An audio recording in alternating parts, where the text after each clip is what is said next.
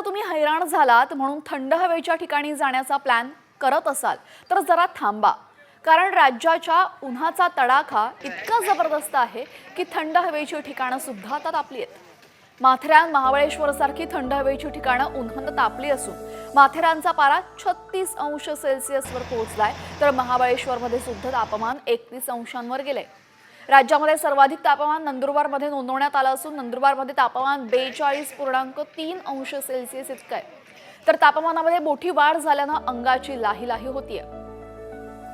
एक नजर टाकूयात राज्यभरातल्या तापमानावर. तर नंदुरबारमध्ये सर्वाधिक 42.3, रायगडमध्ये 39.9, लोणावळ्यामध्ये 39.8, अकोल्यात 39.5 अंश सेल्सिअस तापमानाची नोंद. सोलापुरात 39.4, पुण्यात 38.7, रत्नागिरीत 38.2 आणि मुंबईमध्ये 37.7 अंश सेल्सिअस तापमानाची नोंद. संभाजीनगरमध्ये 37.2, चंद्रपूरमध्ये 37.2, माथेरानमध्ये 36 आणि महाबळेश्वरमध्ये 31 अंश सेल्सिअस तापमानाची नोंद.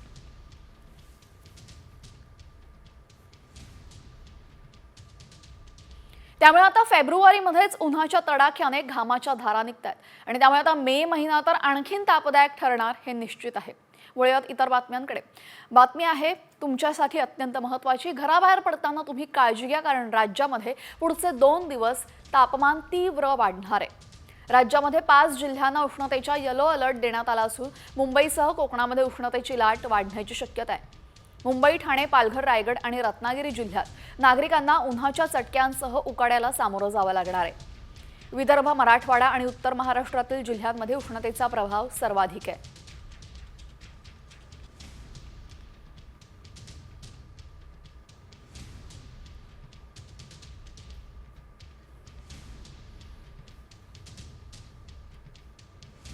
एकीकडे राज्यातील अनेक जिल्ह्यांमध्ये उष्णतेची लाट असताना दुसरीकडे कोकणात मात्र अवकाळी पावसाचा तडाखा बघायला मिळालेला आहे. सिंधुदुर्गच्या दोडामार्ग तालुक्यामध्ये तिलारी खोऱ्यात काल वादळी वाऱ्यासह गारपीट झालेली आहे.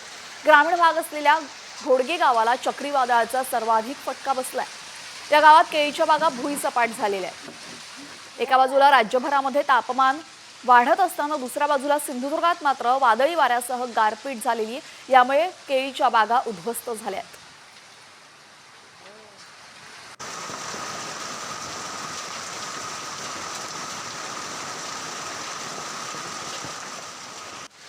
सिंधुदुर्गामध्ये दृश्य आपण पाहतोय, गारपिटीचा फटका पिकांनाही बसतोय. दुसऱ्या बाजूला केळीच्या बागा भुईसपाट झालेल्या, त्यामुळे शेतकऱ्यांचंही मोठं नुकसान झालेलं आहे. राज्यभरामध्ये एका बाजूला सर्व जिल्ह्यांमध्ये तापमान वाढतंय. नंदुरबारमध्ये सर्वाधिक 42 अंश सेल्सिअस तापमानाची नोंद झालेली आहे, तर दुसऱ्या बाजूला महाराष्ट्राच्या दक्षिणेकडील टोकाला म्हणजे सिंधुदुर्गमध्ये मात्र गारपीट बघायला मिळालेली आहे. गारपिटीमुळे शेतीचं मोठं नुकसान झालेलं आहे. वातावरणातल्या या बदलामुळे आंब्याचा मोहरला सुद्धा फटका बसतोय आणि केळीच्या बागाही भुईसपाट झाल्या.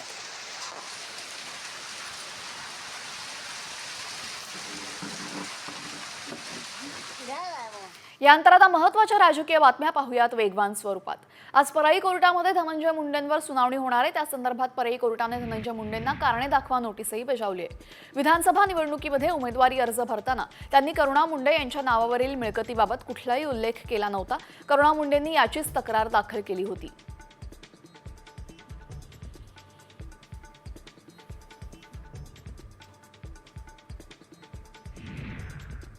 लाचारी स्वीकारली असती तर कोणत्याही पक्षाचा पाठिंबा घेऊन आमदार होता आलं असतं, पण मी कधीही लाचारी स्वीकारली नाही. मी शेतकऱ्यांसाठी बोलत राहणार, अजून पडलो तरीही परवा नाही, असं वक्तव्य माजी आमदार बच्चू कडू यांनी केलंय.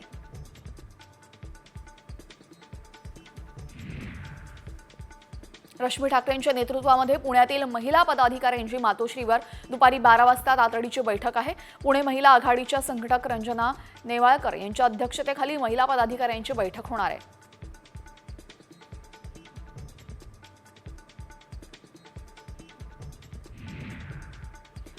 नीलम गोऱ्हे या शिवसेनेच्या जुन्या नेत्या आहेत. घडत असणाऱ्या गोष्टी पाहिल्याशिवाय नीलमताई गोऱ्हे मर्सिडीज बाबत असं विधान करणार नाहीत, असं शहाजी पाटलांनी म्हटलेलं आहे.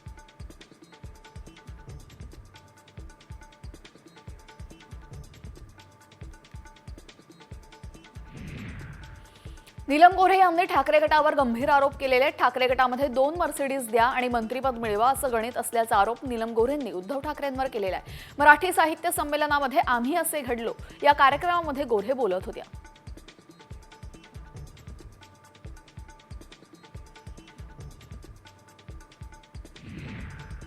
संजय राऊतांच्या प्रश्नावर नीलम गोऱ्हेंनी उत्तर दिलेलं आहे। मी कधीही पदासाठी देवाणघेवाण केली नाही, पक्षाने नेहमीच माझा सन्मान केलेला आहे असं उत्तर नीलम गोऱ्हेंनी दिलंय।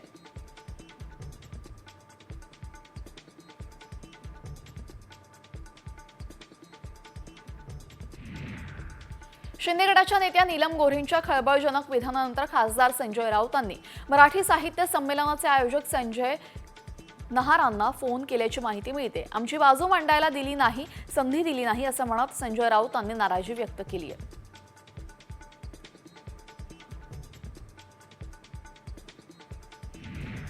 नीलम गोऱ्हेंविरोधात ठाकरे गट आक्रमक झालेला आहे। गोऱ्हेंच्या वक्तव्याचा ठाकरे गटाकडून निषेध करण्यात आला। मुंबईमध्ये किशोरी पेडणेकरांच्या नेतृत्वामध्ये आंदोलन करण्यात आलं। यावेळेस गोऱ्हेंनी किती मर्सिडीज दिल्या हे सिद्ध करावं अशी मागणी त्यांनी केलेली आहे। पुण्यामध्ये शिवसेना उद्धव बाळासाहेब ठाकरे पक्षाच्या वतीने नीलम गोऱ्हे यांच्या निवासस्थानी आंदोलन करण्यात आलं। नीलम गोऱ्हेंनी जे वक्तव्य केलेलं आहे त्या वक्तव्याच्या विरोधामध्ये ठाकरेची शिवसेना आता आक्रमक झाल्याचं पाहायला मिळत आहे। नीलम गोऱ्हेंच्या आरोपानंतर आता ठाकरे गटाचे नेते आक्रमक झाल्याचं पाहायला मिळत आहे। पदाच्या पहिल्या लाभार्थी नीलम गोऱ्हेच असतील असं म्हणत नेत्या सुषमा अंधारे यांनी नीलम गोऱ्हेंवर तोफ डागली आहे। तर उद्धव ठाकरेंच्या शिवसेनेमध्ये 2 मर्सिडीज दिल्यानंतर 1 पद मिळायचं असा आरोप नीलम गोऱ्हेंनी केलाय।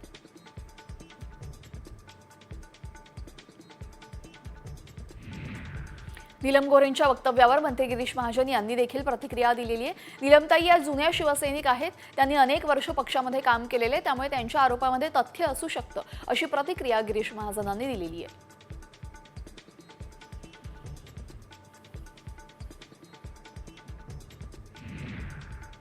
साहित्य संमेलन हे राजकीय चिखलफेकीसाठी निर्माण केलेलं आहे का आणि सध्याच्या साहित्य महामंडळाची त्यास मान्यता आहे का आणि नसेल तर साहित्य महामंडळाने त्वरित माफी मागावी अशी मागणी संजय राऊतांनी केली आहे।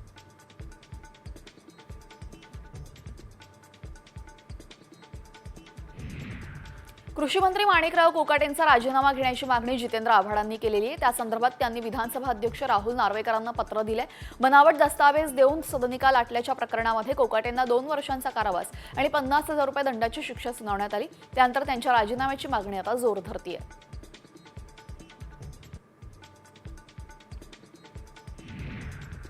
माणिकराव कोकाटेंच्या निकालाची प्रत प्राप्त झाल्यानंतर 7 दिवसांच्या आत निर्णय घेणार अशी प्रतिक्रिया विधानसभेचे अध्यक्ष राहुल नार्वेकरांनी दिली आहे। कृषी मंत्री माणिकराव कोकाटे यांना नाशिक सत्र न्यायालयाने 2 वर्षांची शिक्षा सुनावल्यानंतर विरोधक त्यांच्या राजीनाम्याची मागणी करतायत।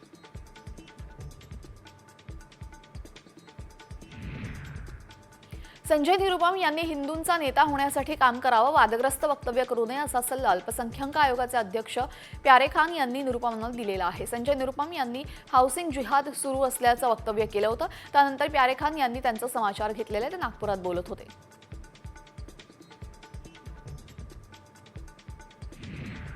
वाहतूक बंद ठेवून हा विषय संपणार नाही अशी प्रतिक्रिया कर्नाटक महाराष्ट्र वादावर मंत्री गिरीश महाजनांनी दिलेली आहे। प्रांतवादातून परवा ड्रायव्हरला डिवचलं, मात्र एका राष्ट्रतत्वाची भावना असायला पाहिजे, दोन्ही सरकारने याची दखल घ्यायला हवी अशी मागणी महाजनांनी केलेली आहे।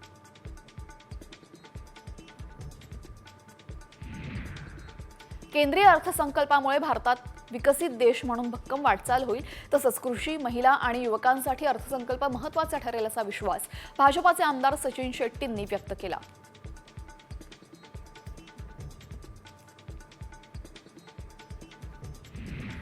मंत्री रामदास आठवलेंनी कर्नाटक वादावर प्रतिक्रिया दिलेली आहे। पुन्हा मराठी विरुद्ध कन्नडचा वाद पेटलेला आहे। मुख्यमंत्री देवेंद्र फडणवीसांनी यामध्ये लक्ष घालावं, तात्काळ कर्नाटकच्या मुख्यमंत्र्यांशी चर्चा करून हे प्रकार थांबवावेत अशी मागणी आठवलेंनी केली आहे।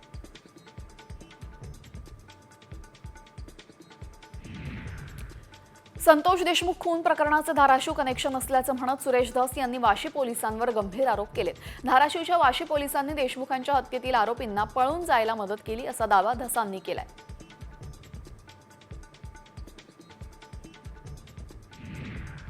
राज्याचे अर्थसंकल्पीय अधिवेशन 3 मार्च ते 26 मार्च दरम्यान पार पडणार आहे। यावेळेस 8 मार्चला महिला दिनी महिलांच्या प्रश्नावर विशेष चर्चा केली जाणार आहे। 10 तारखेला उपमुख्यमंत्री अजित पवार अर्थसंकल्प सादर करतील। देशाच्या राज्यघटनेचा अमृत महोत्सव असल्यामुळे 25 आणि 26 तारखेला संविधानावर 2 दिवस चर्चा केली जाणार आहे।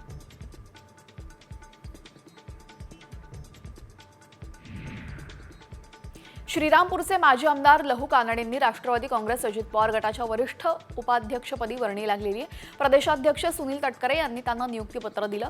उपाध्यक्षपदाबरोबरच सामाजिक न्याय विभागाचे प्रभारी म्हणून लहू कानडे यांना जबाबदारी देण्यात आलेली आहे।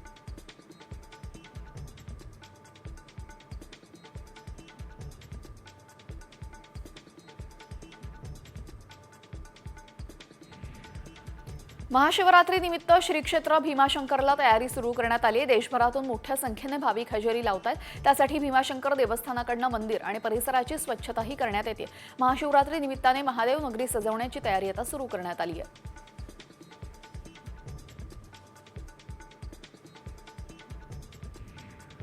अहिल्यानगरच्या पाथर्डी मढी कानिफनाथ महाराजांच्या यात्रेमध्ये मुस्लिम व्यावसायिकांना बंदी घालण्याचा ठराव करण्यात आलेला आहे। यात्रेचा काळ हा दुखवट्याचा असतो, मात्र मुस्लिम व्यापारी परंपरा पाळत नाहीत, त्यामुळे भावनांना ठेच पोहोचते असं ग्रामस्थांचं मत आहे।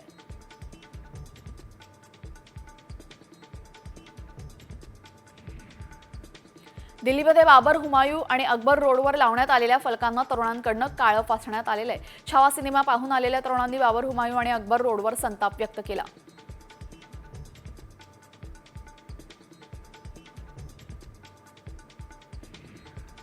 चॅम्पियन्स ट्रॉफी स्पर्धेमध्ये टीम इंडियाने पाकिस्तानला धूळ चारत शानदार विजय मिळवलेला आहे। या विजयाबरोबर टीम इंडियाने चॅम्पियन्स ट्रॉफीच्या सेमीफायनलमध्येही धडक मारलेली आहे। गेल्या काही सामन्यांमध्ये अपयशी ठरत असलेल्या विराट कोहलीची बॅट पाकिस्तान विरुद्ध मात्र चांगलीच तळपली। चॅम्पियन्स ट्रॉफीमध्ये पाकिस्तानचा दारुण पराभव झाला। त्यानंतर पाकिस्तानचा माजी खेळाडू शोएब मलिकची प्रतिक्रिया समोर आली आहे। गाणं गात शोएबने दुःख व्यक्त केलेले आहे। पाकिस्तानचा माजी गोलंदाज शोएबने हा व्हिडिओ शेअर केलाय। शोएब मलिक हा चॅम्पियन्स ट्रॉफी जिंकणारा पाकिस्तानच्या संघाचा भाग होता। ये एनालिसिस है आपका जी, तुम्हारा क्या एनालिसिस है फीजी? रह गए चल कोई बात नहीं। रिजा पैनल हाँ जी, अब तो आदत सी है प्रोग्राम बढ़ गया। 10वीच्या परीक्षा केंद्रावर व्हिडिओ काढत विद्यार्थ्यांनी रील्स बनवण्याचा प्रकार अकोल्यामध्ये घडलेला आहे। अकोल्यातल्या सावित्रीबाई फुले जिल्हा परिषद माध्यमिक कन्या विद्यालयातील हा रील मोठ्या प्रमाणात व्हायरल होतोय।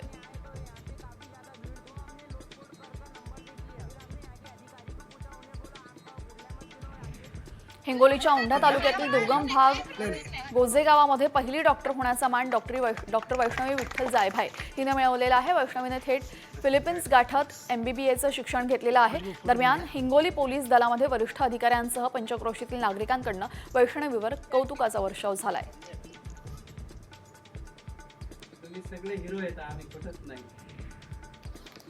नाशिकमध्ये मनमाडमध्ये महाराष्ट्र नाशिक जिल्हा कबड्डी असोसिएशनकडून कबड्डी स्पर्धांचं आयोजन करण्यात आलं। मॅटवर या स्पर्धा घेण्यात येत असून एकूण 62 संघ सहभागी झाले। 5 दिवस कबड्डीचा थरार मनमाडकरांना पाहायला मिळणार आहे। त्यासाठी खास प्रेक्षक गॅलरी उभारण्यात आली आहे।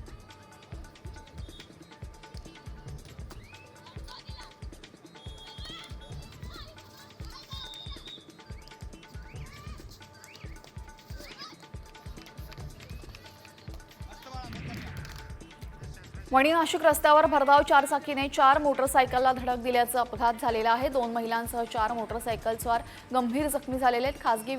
खासगी वाहनामध्ये नियमबाह्य महाराष्ट्र शासन बोर्ड लावलेल्या कारचालक मद्यधुंद अवस्थेत सापडल्यावर स्थानिकांनी त्याला चांगलाच चोप दिलाय।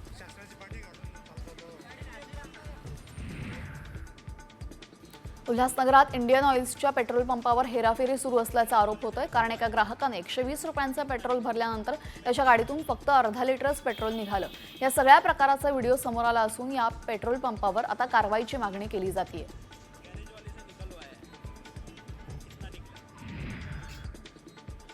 नवी मुंबईतील खारघर इथं डोक्यात हेल्मेट घालून हत्या प्रकरणी मुख्य आरोपीला अटक करण्यात आलेली आहे। फरार मुख्य आरोपी फैजान शेख याला बांद्रा इथून अटक करण्यात आली आहे। शिवकुमार शर्माच्या डोक्यामध्ये हेल्मेट मारणारा मुख्य आरोपी फैजान आहे। मागील 2 आठवड्यांपासून फैजान फरार होता।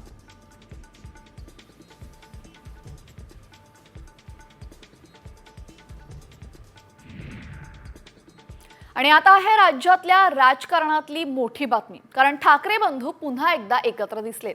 उद्धव ठाकरे आणि राज ठाकरेंची पुन्हा एकदा भेट झाली. मुंबईतल्या एका लग्न सोहळ्यामध्ये उद्धव ठाकरे, त्यांच्या पत्नी रश्मी ठाकरे आणि मनसे अध्यक्ष राज ठाकरे एकत्र आले. या भेटीमध्ये तिघांमध्येही खेळीमेळीच्या वातावरणात गप्पा रंगल्याचं दिसून आलं.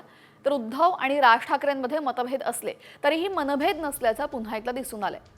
विधानसभा निकालामध्ये दोन्ही ठाकरे बंधूंना मोठा धक्का बसला. मात्र या निकालानंतर उद्धव ठाकरे आणि राज ठाकरे तिसऱ्यांदा एकत्र दिसलेत. दोन्ही ठाकरे बंधूंनी एकत्र यावं म्हणून आधी पुण्यामध्ये आणि मग मुंबईमध्ये शिवसेना भवनामागेही बॅनर लावण्यात आले. त्यामुळे आता मनपा निवडणुकांसाठी दोन्ही ठाकरे एकत्र येणार का, अशा चर्चा सुरू झाल्या आहेत.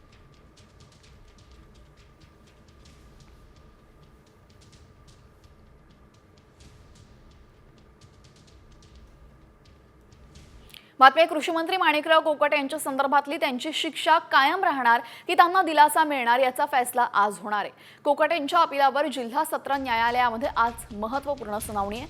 अत्यल्प उत्पन्न दाखवून कोकाटे यांनी मुख्यमंत्री कोट्यातनं सदनिका लाटल्याप्रकरणी कोकाटे यांना कनिष्ठ न्यायालयाने 2 वर्षांची शिक्षा आणि 50,000 रुपये दंड ठोठावला. या शिक्षेविरोधात कोकाटेंनी सत्र न्यायालयामध्ये धाव घेतलेली. दरम्यान या संदर्भात आज सुनावणी होणार आहे.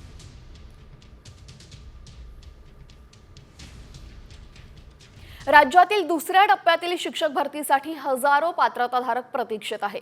मात्र संकेतस्थळावर भरतीच्या पदांसाठीच्या जाहिराती देण्यास मुदतवाढ देण्यात आली आहे.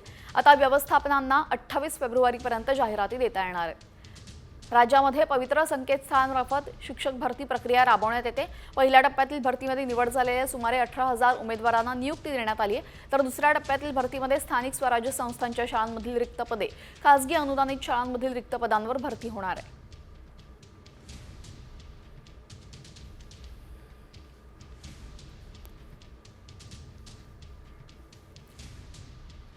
यानंतर राज्यामधल्या 36 जिल्ह्यांमधल्या महत्त्वाच्या बातम्यांचा वेगवान आढावा. यवतमाळमध्ये गोव्यातून कमी किमतीमध्ये विदेशी मद्य आणून त्याची विक्री करणाऱ्या रॅकेटचा पर्दाफाश करण्यात आलेला आहे. गोव्यातून विदेशी मद्य यवतमाळमध्ये आणून त्याला महाराष्ट्राचा ब्रँड असलेल्या बाटलीमध्ये भरून विक्री करण्याचा धंदा सुरू होता. उत्पादन शुल्काने मद्य 20 लाखांचा साठा जप्त करून 2 जणांना ताब्यात घेतलेला आहे.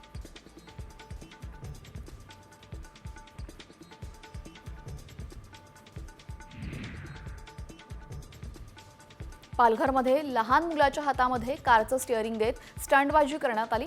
महसूल विभागाच्या अधिकाऱ्याने ही स्टंटबाजी केलेली आहे. मुलाचा ड्रायव्हिंग करतानाचा व्हिडिओ सध्या व्हायरल झाला असून स्टंटबाजी विरोधात कारवाई होत असताना महसूल अधिकारी सुद्धा स्टंटबाजीत दंग असल्याचं दिसतंय.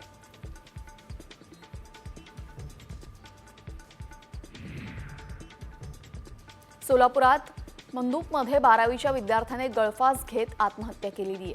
विनायक नागनाथ कुंभार असं आत्महत्या केलेल्या मुलाचं नाव आहे. त्याने बाथरूममध्ये खिडकीला टॉवेल बांधून गळफास घेतला. आत्महत्येचं कारण अद्याप अस्पष्ट असून अधिक तपास पोलिसांकडून सुरू आहे.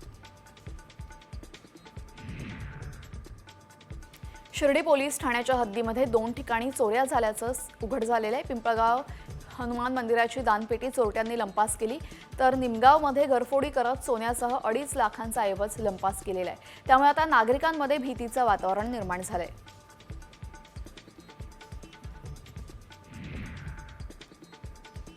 रायगडच्या माणगावमध्ये MIDCतील एका बंद कंपनीमध्ये चोरट्यांनी डल्ला मारला. चोरट्यांनी कंपनीमधून CCTV कॅमेरा मशिनरी ताब्यात घेत 33 लाखांचा माल पळवून आणलेला आहे. या प्रकरणी माणगाव पोलीस ठाण्यामध्ये गुन्हा दाखल करण्यात आलाय.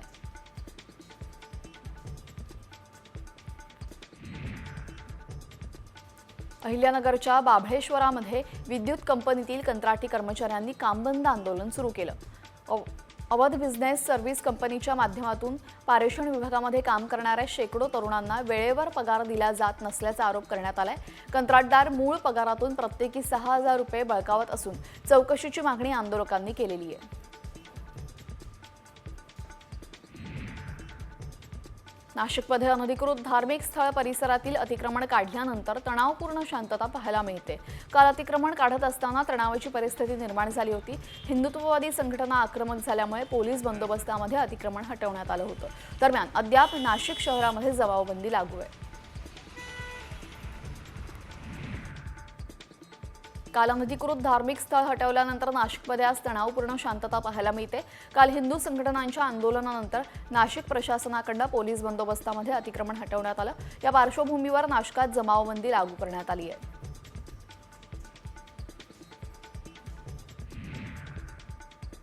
नवी मुंबईच्या पाम बीच मार्गावर अपघात झालेला आहे. भरधाव कारनं थेट जाऊन पामच्या झाडाला धडकलेली आहे. झाडाला जोरदार धडक बसल्याने झाड कोसळलं तर वाहनाचंही मोठं नुकसान झालं. वाहन चालक मद्यधुंद अवस्थेत असल्याने वाहनावरील नियंत्रण सुटून अपघात झाल्याचं उघड झालं. दरम्यान वाहनाच्या एअरबॅग उघडल्याने वाहन चालक बचावलाय. वडाळ्यातील राम मंदिर बाळाराम खेडेकर मार्गावर हिट अँड रनची घटना घडलेली आहे. घरासमोर झोपलेल्या महिला आणि लहान मुलावर कार चालकानं दारूच्या नशेमध्ये कार चढवली. घटनेत 3 वर्षाच्या चिमुरड्याचा जागीच मृत्यू झाला तर जखमी महिलेवर रुग्णालयामध्ये उपचार सुरू आहेत. पोलीस ठाण्यामध्ये गुन्हा दाखल करण्यात आलेला आहे.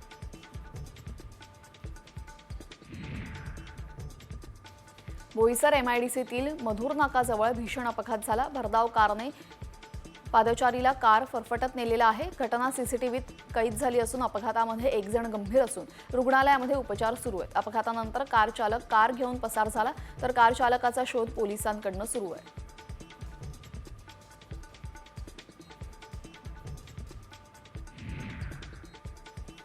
कुंभस्नान करून शिर्डीला परतणाऱ्या भाविकांचा समृद्धी महामार्गावर अपघात झालेला आहे. ओव्हरटेक करताना कार चालकाला डुलकी लागली आणि कार पलटी होत थेट बॅरिगेटला धडकली. यामध्ये दोघांचा जागीच मृत्यू झालाय तर दोघे गंभीर जखमी झाले.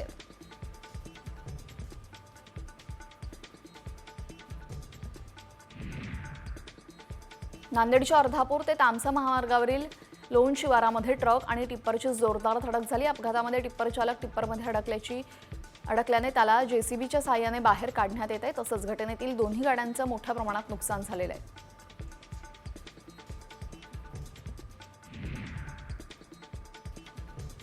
मेळघाट व्याघ्र प्रकल्पामध्ये वाघांचं संपूर्ण कुटुंबाचंच दर्शन झालेलं आहे. 3रे पक्षी सर्वेक्षण पार पडलेलं आहे. दरम्यान काही पक्षी निरीक्षकांना वाघाचं अख्खं कुटुंब पाणवठ्यावर पाणी पिताना दिसलं.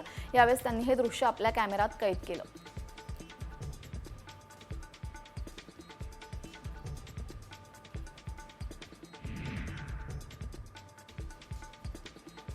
अमरावतीच्या शेतशिवारामध्ये 2 रेड्यांची बेकायदेशीररित्या झुंज लावण्यात आली. तिवसा तालुक्यातील सारशी गावामध्ये ही घटना घडलेली आहे. दरम्यान रेड्यांची झुंज पाहण्यासाठी मोठी गर्दी उसळली होती.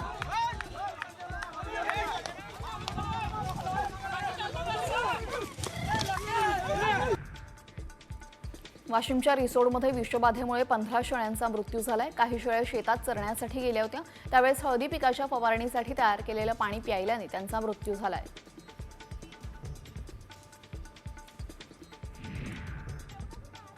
मुंबईतील धारावीमध्ये एका मराठी माणसाला केलेल्या मारहाणीनंतर मनसेनं एका गारमेंट चालकाला चांगलाच चोप दिलेला आहे. संबंधित गारमेंट चालकाला वेळेवर कपडे न देता आल्यामुळे सक्त ताकीद देऊन घरी नेलं. मात्र त्या दुकानात माणसांकडनं डोईफोडींना मारहाण करण्यात आली. हा प्रकार मनसेला कळल्यानंतर त्यांनी गारमेंट चालकाला मनसे स्टाईल मारहाण केली आहे.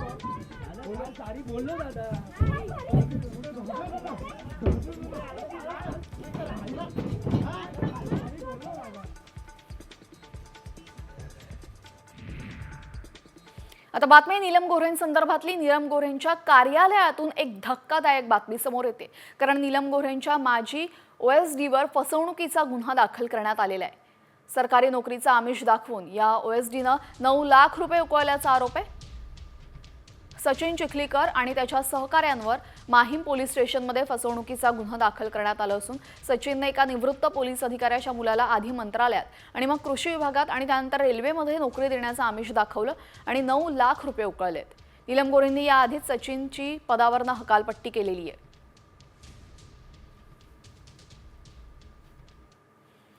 अहिल्यानगरमधल्या पाथर्डी तालुक्यामध्ये असलेल्या मढी कानिफनाथ महाराजांच्या यात्रेमध्ये मुस्लिम समाजाच्या व्यावसायिकांना बंदी घालण्याचा ठराव करण्यात आलेला आहे.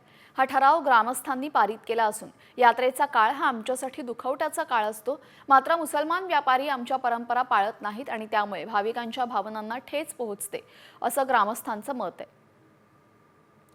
होळीपासून मढीच्या यात्रेला सुरुवात होते तर गुढीपाडव्याला सांगता होते. जे की आम्ही 4 वर्षापूर्वी देवस्थानचा ठराव घेतला, ग्रामपंचायतचा ठराव घेतला, अनेक वेळा या ठिकाणी भांडणं पण झाली, तरी पण अजूनही ते लोक या ठिकाणी सर्रासपणे याला सपोर्ट कोण करतं तर मुस्लिम समाजाचे लोक करतात. म्हणून ह्या सगळ्या भावना हिंदूंच्या नाथभक्तांच्या तीव्र होत्या आणि म्हणून आम्ही या काल ग्रामसभेचा या ठिकाणी ठराव घातलेला आहे. कुठल्याही परिस्थितीमध्ये मुस्लिमांची दुकानं आम्ही या ठिकाणी लावू देणार नाही. तसा प्रस्ताव आता 2-3 दिवसांनी नियोजनाची बैठक आहे. माननीय जिल्हाधिकारी साहेब असतील, प्रांत साहेब असतील, तहसीलदार साहेब असतील आणि सर्व पोलीस डिपार्टमेंटचे अधिकारी या ठिकाणी असतील, त्यांना आम्ही तो देणार आहोत आणि त्याची अंमलबजावणी कडकपणे त्यांनी या ठिकाणी करावी अशी मागणी आम्ही त्यांना करणार आहोत. लोक इथं श्रद्धेने भक्तिभावाने येतात, त्याचं कुठलंही इथं अपवित्र व्हायला नको, व्यवस्थित दर्शन व्हावं लोकांचं, कुठलाही अडथळा नको. आणि मग हा निर्णय जर देवस्थान समिती ट्रस्ट किंवा इथलं काय लोकल तर मढीमध्ये मुसलमान व्यापाऱ्यांवर बंदी घालण्याचा निर्णय सर्व गावकऱ्यांनी घेतलेला आहे.